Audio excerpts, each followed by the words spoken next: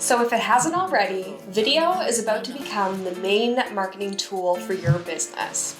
But not everybody feels comfortable showing up on camera and showing their face.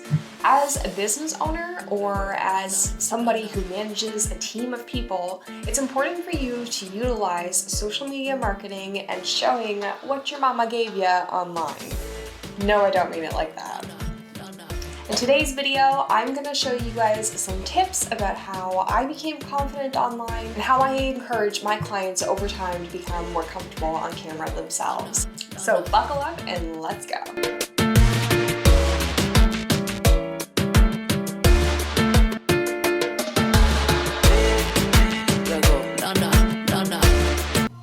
So my first tip is just being kind to yourself. So everyone starts from somewhere, the beginning, and nobody really likes to be a beginner. Nobody wants to fumble over their words. Nobody wants to not know how to use a camera or have proper lighting or audio. It's weird to be a beginner. It's weird to just try to figure something out for the first time and something brand new to a lot of people. As a business owner, you're probably already wearing a lot of hats, and the thought of, even trying to show up on camera once a week is maybe a little daunting to you. But I promise it is worthwhile in building that relationship with your potential clientele. So as you're beginning this journey, know that you're gonna fumble, know that you're gonna stumble, know that you're gonna make mistakes along the way. You'll do live streams where you might have just one viewer, and that's totally okay. You are not only building a bank of content that you can share at another date and break down and reutilize in different ways, but also you're just building up the skill set of being able to show up on camera, which is just so valuable in so many different ways.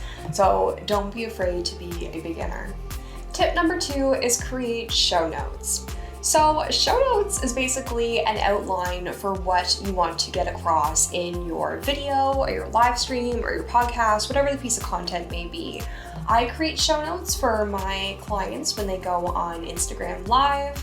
They have a little introduction written for them, they have an outro written for them, and then they have a series of questions that they will interview somebody with. It's the same format that I use for the Flourishing Founders podcast that I host on my Instagram channel. We do live recordings of that every Sunday at 10 a.m. Atlantic Standard Time or Daylight Savings Time. It's 10 a.m. whatever time zone we're in right now.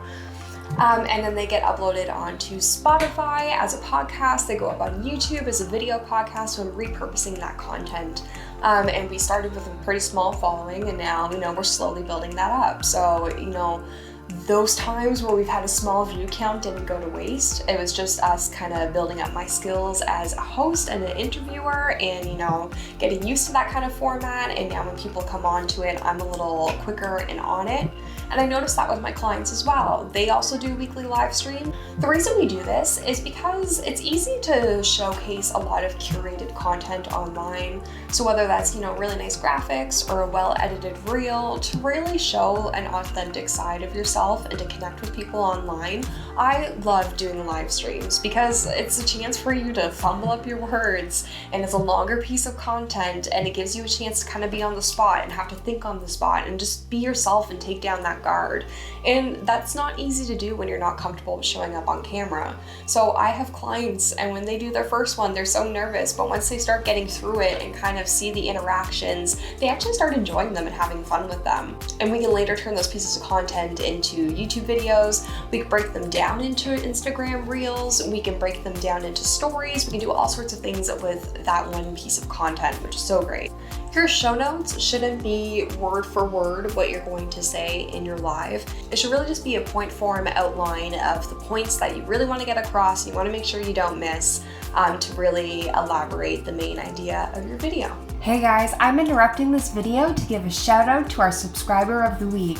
Rory, thank you so much for taking a screenshot of last week's video and posting it on your Instagram. Make sure to tag me at How Endearing to be featured in next week's video. Number 3 is practice in front of a mirror. So it might sound a little silly to tell you to practice in front of a mirror, but if you're not comfortable with showing up online and doing live streams and you don't really have, maybe you don't have the tools to shoot video and stuff like that at the moment, start practicing in front of a mirror. Write yourself an outline, or as we just talked about, some show notes, and go practice them in front of the mirror. It's kind of going back to those school days where we used to do speeches in front of our whole classes. It's kind of getting into that same mindset.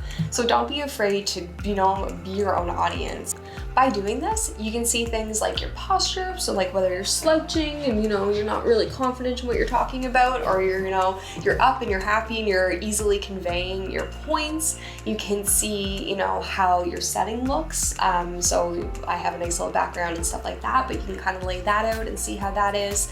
And you can also just kind of see how you're coming across. So I like to talk with my hands and show some expressions and try to keep things interesting in that sense, but you have to do it to yourself. So just make sure that you're finding a way to engage with your audience without physically having people hear, and that's also just a skill set that comes with time and practice. Number 4 is take a deep breath and smile. So yes, I know as a woman it's really annoying to be told to smile, but that's not what I mean in this case.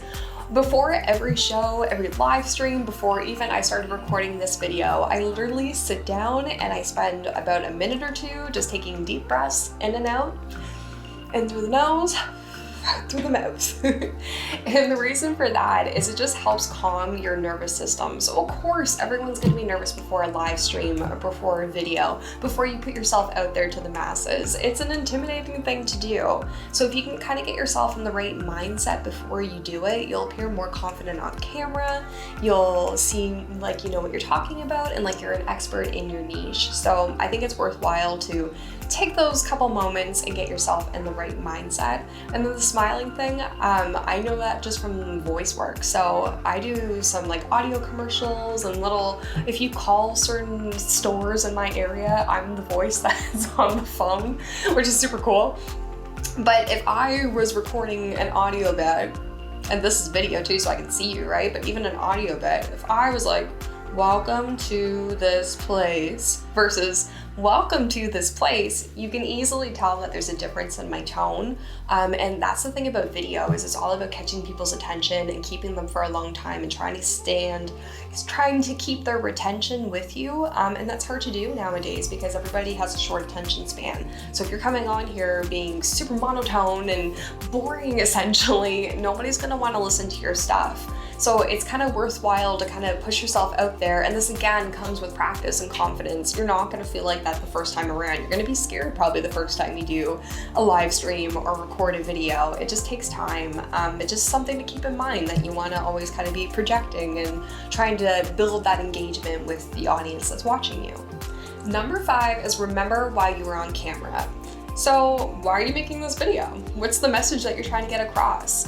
Hang on to that while you're making that piece of content. You might be nervous, but if you have a reason why that you're holding on to throughout the process, so let's use this example, the video today. I'm here because I want to provide education to you guys for free. I want to teach you guys some of the things that I know to try to make your lives easier. I want to help business owners alleviate the stress showing up online. Like, that is the main philosophy of Daring Media, if you will. That's my why. So even when I feel nervous, interviewing local business owners for a podcast and stuff like that, I come back to my why and I'm like, okay, well, I'm doing this because it feeds into wanting to help the masses, wanting to share information.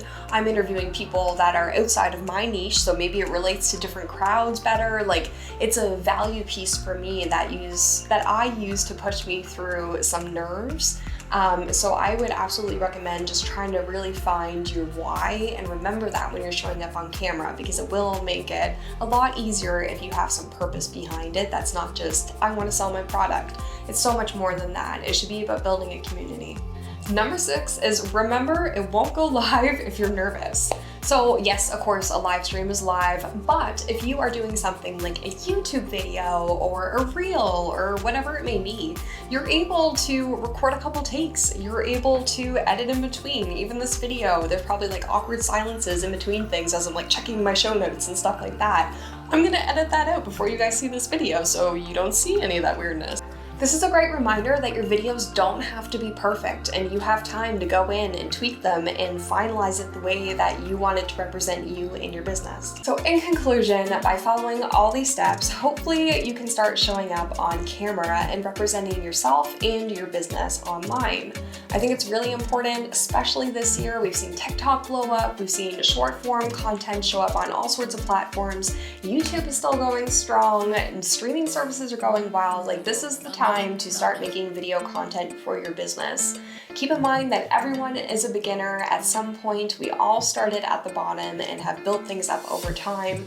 Myself personally, I have been acting since I was like 5 years old, like throwing myself on stage and making a show of myself. So like this is something that might come a little more naturally to me than it does to you, and it might take you a little bit more time to feel comfortable. So again, it comes back to the comparison thing. The comparison is the thief of joy. Do not compare yourself to someone like me or anyone else that you see online. You're on your own journey, and just showing up and trying is good enough.